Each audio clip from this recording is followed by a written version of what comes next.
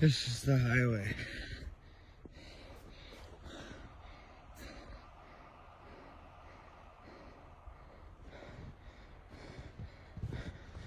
Like,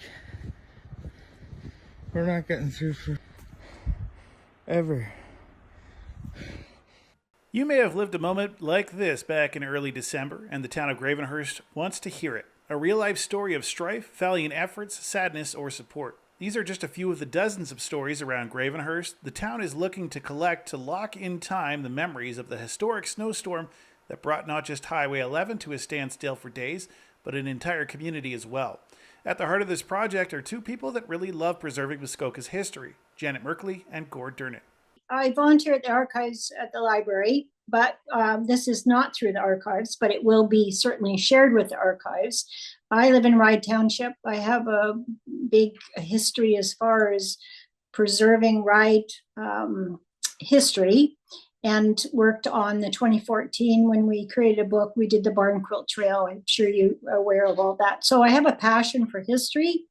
And I just thought it was very important to save these stories. We'd love to hear those stories so that people will look back in 10 and 20 and 30 and 50 years from now, because Janet and my family have both been hanging around Gravenhurst for well over 100 years. So it's nice to have something saved.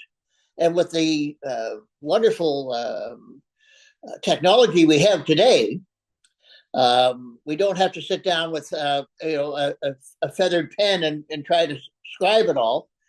We just love to hear their own voices, see their own pictures, things that we can save digitally, tuck it away, and people will be able to go, wow, maybe it should be a great school project in 20 years about what happened to climate change in Muskoka. Right. Good point. In 2024. It'd be a great project, but they'd be able to go back and find all of these stories and all these pictures and use that for an education on the Muskoka climate and Canada's climate. Merkley says this new age of digital media provides more opportunities to collect these major moments in history, but it comes with a bit of a learning curve on how to store them as well. I spoke at the Ontario Heritage conference that was Gravenhurst hosted in June, and there were some really good points came out of that, and I've thought of this too. So many people have pictures on their phones. They get a new phone, the pictures are gone. We don't preserve our history the way we used to.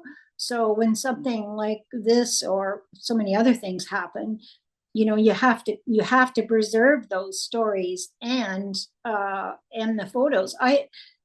Working through the archives, there's so many things that were saved back then that we're actually not saving now. And that kind of really kind of breaks my heart, I have to tell you.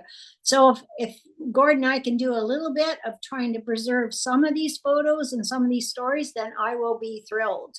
And I have to tell you that a few of the stories I've read, I actually kind of got teary because it was people bringing in truck drivers, feeding them, sleeping overnight, total strangers.